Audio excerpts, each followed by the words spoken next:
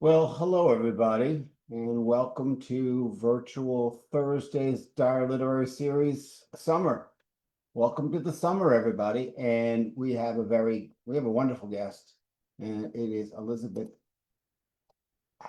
Is it Hazen or Hazen? Hazen. All right, and here's a little something about Elizabeth, if I can show you all. Ta-da! And there she is. Um, Elizabeth Hazen is a poet and essayist whose work has appeared in Best American Poetry, Epoch, Fourth Genre, Southwest Review, and the Threepenny Review, The Normal School, and other journals. Chaos Theories is her first book. Her second, Girls Like Us, was published in March of 2020. Oh, great time to publish a book. Her I third, know. how many appearances did you do on that one? This, I got my launch. I got to have the launch party, and the awesome. next day everything closed down. Her third collection, The Sky Will Hold, will be released by Riot in Your Throat Press next March. So awesome. I'm going to turn it over to Elizabeth and she's going to do her thing. Okay. So I'll just read a few poems. So I guess first I'll read one from Chaos Theory, which is my first book. And I sometimes write in form. This is a poem that is very formal. Um, it's called Thanatosis. For those who cannot camouflage themselves, the alternative to fight or flight is tonic immobility. The victim's one trick, to keel over. The cooling skin expels foul smells. Teeth clench, eyes glaze. The heart sustains a sluggish thump. What's outside can't revive the creature. It feels nothing, though alive, paralyzed while the predator remains. Waiting in the closet behind my mother's dresses, scent of hyacinth, I transmute, mouth pressed in the wool of her one good suit, into a speechless, frozen thing. The others call me from far away, but I am fixed right here, as if these shadows have cast doubt across my way of seeing. I don't want out. And like the prey who plays at rigor mortis, biding her time when the enemy is near, while I'm inside this darkness, I can see no difference between death and immobility, what it is to hide and to disappear.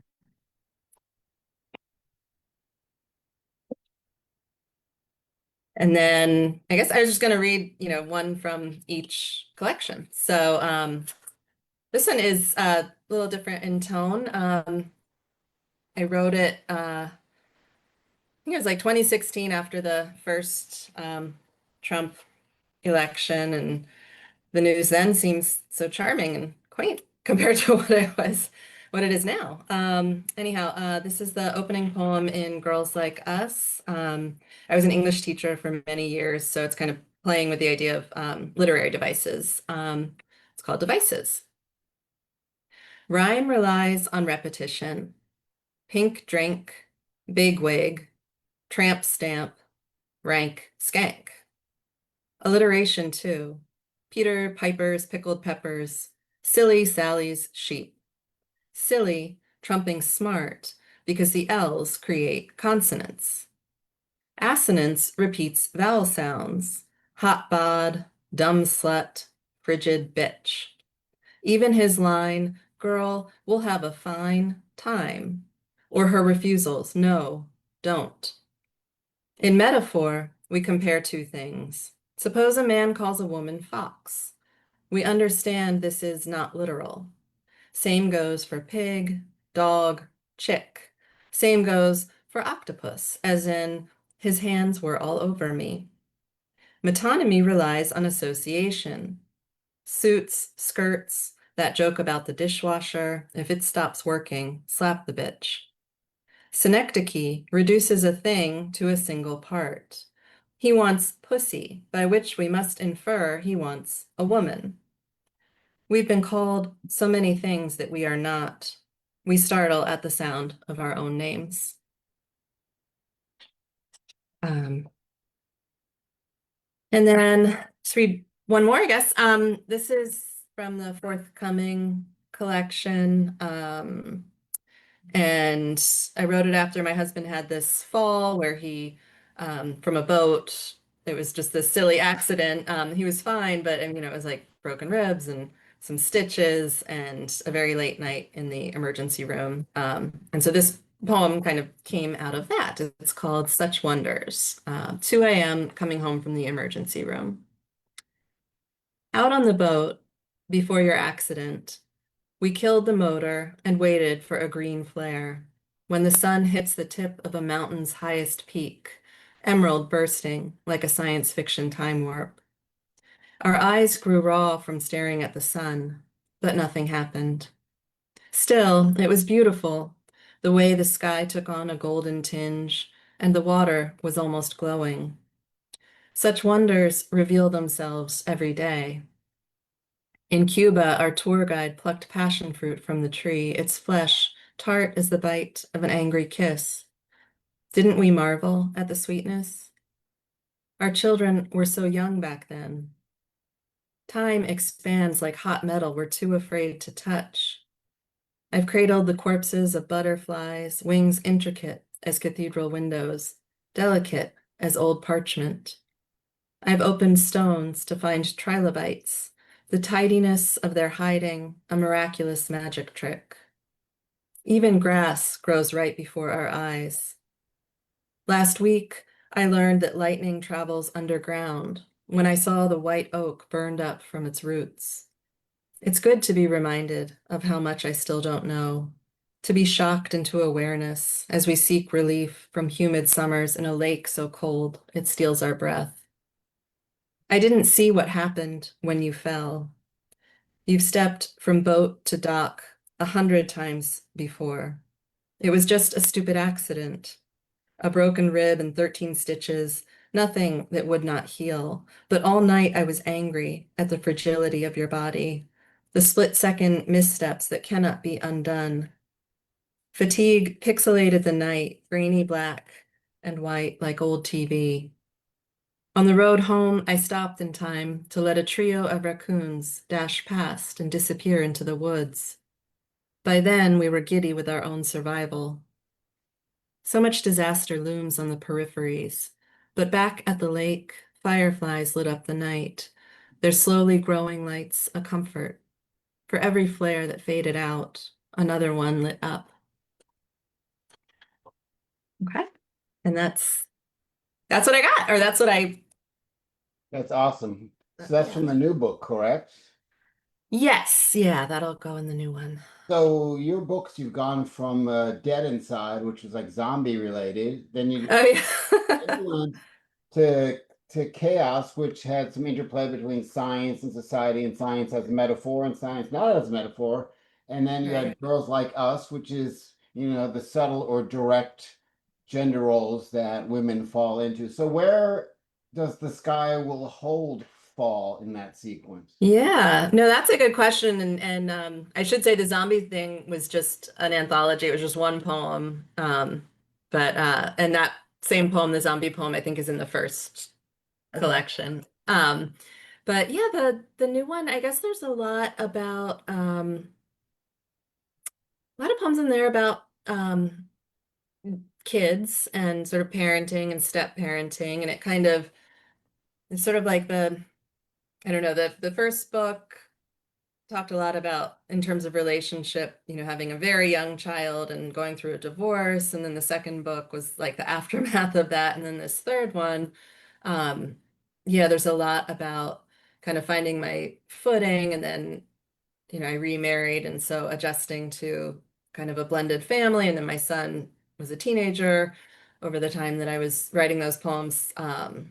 So, I mean, it's very, yeah, the work is very, I guess, ends up being autobiographical, or, I write a lot about my life. And um, yeah, so the new one, and I think just getting older, there's definitely poems in there with about, and in terms of female identity, like what it means to be not a young woman anymore, like middle-aged, and um, that whole thing.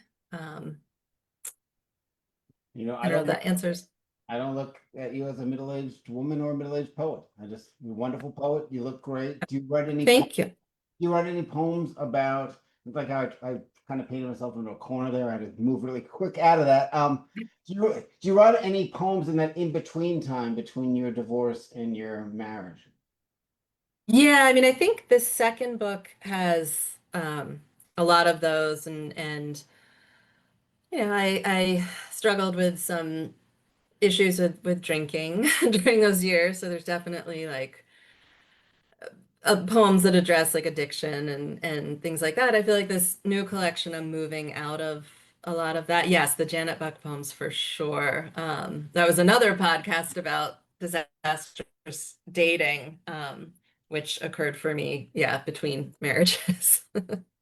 So let me ask you something. I mean, you lead your bio with this, and I would lead my bio with this every time. Best American Poetry Anthology. Yeah. When you found out you were in that, like, what was your first response? Oh my God, I remember exactly where I was. I was sitting in this coffee shop with a friend. I used to always sit and work in that coffee shop with our mutual friend Jessica. I don't think she was there that day. But I remember I burst into tears. I was just like nothing like that I'd ever really, I don't know. It was just so unexpected. And I mean, you guys know how it is being a writer, and it's a lot of rejection. And it just felt kind of like a really big, cool thing. You feel that it was your best poem.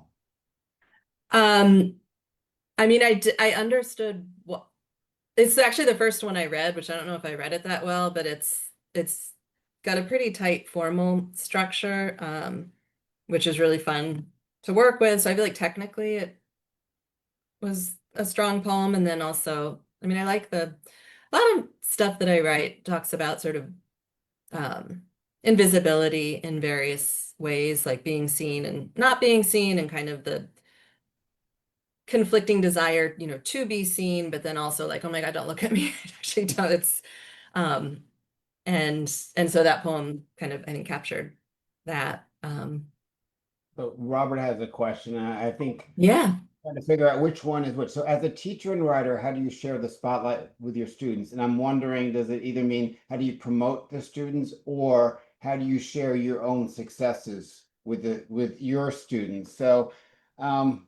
try either of them. Yeah, well, so I'm not current. I left teaching almost 5 years ago now. So it's no lie, I work in a bookstore now. Fantastic. Yeah, which is great. And then when I was teaching, I mean, I taught all different age groups, but my full-time jobs were high school English and then middle school English. And so it was never really I mean, I'm not really in the spotlight anyway, but with younger, there was never any, it was always just encouraging them to do what they were doing. And if they did have, so, like some of the high school students or even middle, they would submit writing or maybe win a contest. And that was always just great because I don't know, I just remember, I got into the whole sort of really pursued writing because of teachers I had who encouraged me, and for better or for worse. Uh, so yeah, I never felt they always kind of went sort of well together, the teaching and writing. So AWP is going to be in your neck of the woods in Yeah, 26. Has anybody asked to stay at your house for free yet? and not yet, not yet. Yeah, that's a good point. I'm looking for a place for that, just for those 3 days. Just For those 3 days, yeah, we'll have to see it. I know, I guess that's coming right up, isn't it? It is. Are you going to apply for any panels or have any readings or offsite readings at all? I know there's one with my press, there's an offsite reading um, that we've already scheduled, so that'll be good. And um, I have not applied for any panels. Yeah, what's new in poetry in 2025? That's a good question. I don't even know. I feel like there's so many people writing it. I mean, um, there's lots of great stuff out there. So chaos theory also, I'll do it as a question. Does Elizabeth have a poem do you have a poem you can't write yet? Something that's eating at you. Oh gosh, probably lots of things. I mean, I've certain family relationships, I just can't, I don't know. Are those some I of the haven't those gone there. things you would write after they die, perhaps? Yeah, maybe that kind of thing. Or yeah, it's like a type of honesty I don't think I have in me yet for those topics. I mean, But I'm trying to go ahead, sorry. look more outward. I feel like my work is so introspective, and the last collection was so much about like my own experiences, and I just got very tired of myself. So I feel like with things I'm writing now, I'm really kind of trying to look, I mean, of course, it's all filtered through myself, but to look outward, which, I have trouble writing about, I don't know, things going on in the world, like big poems, about, I mean, I'd like to be able to write sort of not political exactly, but maybe addressing some of the things going on in the world. And that's something I don't know, I get overwhelmed and Do you do any um, other like self prompts to get out of the poems written that are internalized, some of your stuff? Do you ever work out of prompts to do this? yeah, I do. I mean, I've been in a period of not really writing for like the past 6 months, and I'm just starting to feel like, okay, I gotta get back to it. And I think that's exactly the way I will is, yeah, doing prompts and things like that. So the very first article in the Baltimore Fishbowl featured you online, and you talked about chaos theory and your love of science. Where did you get that love of science from? This is a softball. And well, my Okay. father is a scientist. And yeah, we grew up with um, science all around us, and he's a geologist, and so summer vacations were a lot of like hiking to outcrops and looking for fossils. And so some of those poems from the first book, my father is also a science writer, and in his field, he's pretty prominent. And he's very intense and very focused on his work. So I took sort of things he had written in his books and pulled things out, and some of those ideas became the poems. My understanding of a lot of the theory is, I just sort of take what I think sounds nice or what's like a good metaphor for something, and the actual science, um, I would have trouble explaining it. What do you feel about sort of this movement toward anti-science? And would that affect your writing? Is that something you would want to write about? Oh God. I mean, I think it's kind of terrifying, that I mean, I think everything is connected. There shouldn't be yeah, I think the moving away from stuff that we kind of know to be true through scientific method and just rejecting things because people don't I don't like it. I don't know if I could write about it or not. Somebody should. Yeah, well, what you did write about, with Girls Like Us, the female persona and identity. So when you wrote that, what do you feel is the most difficult expectation that today's women need to live up to? Oh God, I think it's maybe not any one single expectation, but a lot of kind of conflicting expectations. Like that speech from the Barbie movie where what America Ferrera is sort of going on, oh, they want us to be this and they want us to be this. I mean, I think that rang pretty true. Um, and I think, yeah, I mean, I wouldn't say there's any one issue. I mean, I think the other thing is there's so much conversation about sexism but it definitely still exists and pay gap still, and I think the fact that we pay a lot of lip service to it makes it sort of seem like, oh, we're past that now. And yet we're just not. I mean, we're just not. Um, and in subtle and sort of insidious ways, and because the conversation has gotten so much more nuanced, I guess it's almost like, okay, well, we can kind of don't need to worry about that. Yeah. But The it's like, same. okay, well, but is my pay the same? I mean, it is in my current job, but like the last teaching job I had, I mean, they didn't disclose what people were making, but the men were definitely making more than us.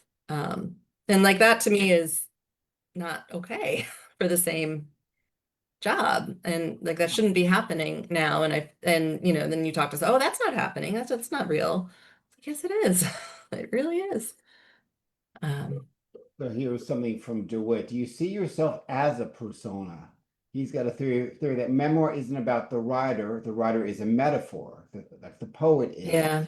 A lot of what we think is confessional is really dramatic character. Do you have a Yeah, no, I think that that's absolutely right on. I mean, I feel like when I am, and I guess that's some of what I was talking about. I think I've gotten tired of my persona or the persona that authored a lot of these poems. It's like, okay, grow up, like you're past that now, you know, move on to other things. I think that that's really does apply to, and and it's helpful also to write as a persona because then you can kind of get the emotional distance that you need from what you're writing about. I really try to avoid, I hope I avoid being sentimental in my work. And I think in order to sort of write about things that are challenging or might be very emotional, to get that distance, yeah, sort of writing as a version of myself is exactly, I think, what I do. Maybe not always consciously, but you know, and like in the stepmother, there's several stepmother poems, and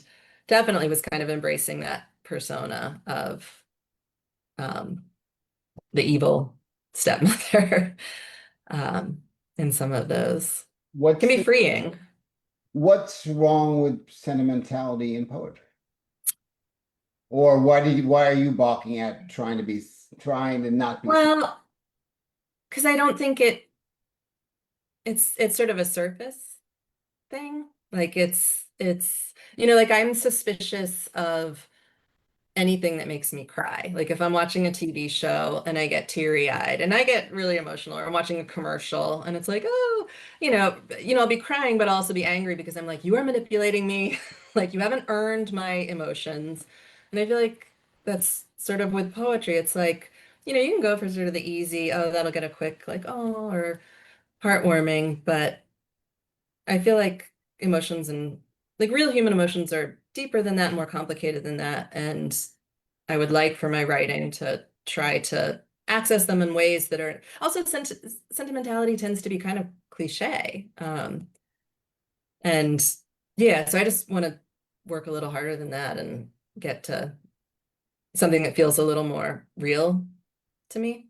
What was the last commercial that made you cry? The Betty Oh Crocker my gosh. commercial didn't make me cry at all, by the way, today. Which one? None.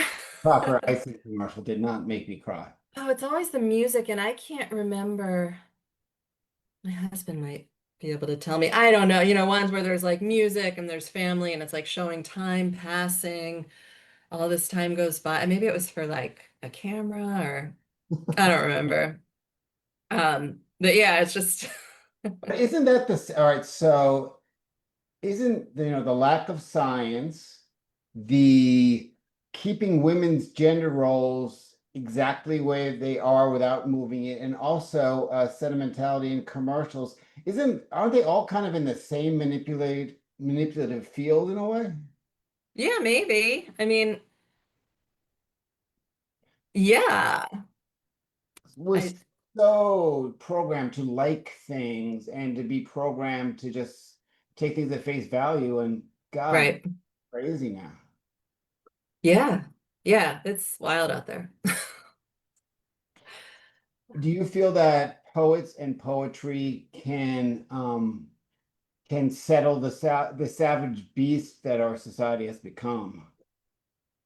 I mean, I think it's important that people continue to create whatever form of artistic expression they want to create. I mean, I think that that's important for a lot of reasons. I mean, will poetry save us? I don't know, but I think people need to keep writing it and, sharing their ideas and interpretations. I mean, I think what I love about poems is when, they sort of tell you something that maybe you feel like you already knew, but you didn't know, or it tells you something and you sort of look at it in this new way. And I think it's important to be able to see things that you've always seen, but in like from a different angle. And I feel like that's what art does. And I feel like we definitely need that right now. On, And on the flip side of that, this is a question I've asked every guest since the inauguration.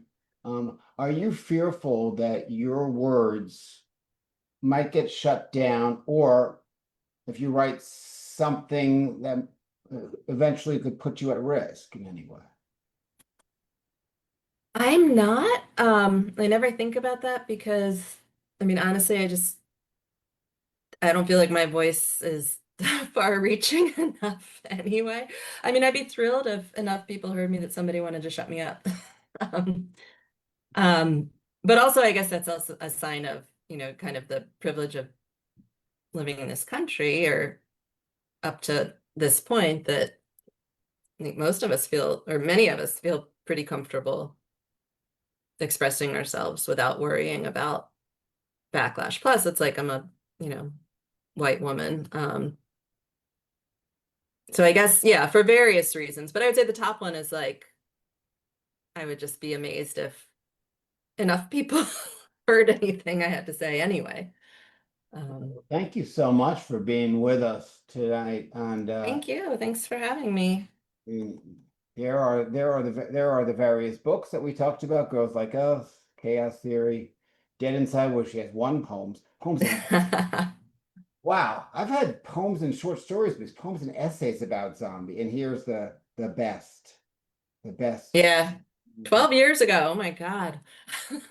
prize, but awesome. And for the folks, thank you again. The folks that are watching on the stream, we're going to cut you off right now. But if you want to come in for the open mic, use the Zoom link that's posted on the group site and in the event. Thanks again, Elizabeth. All right, thank you.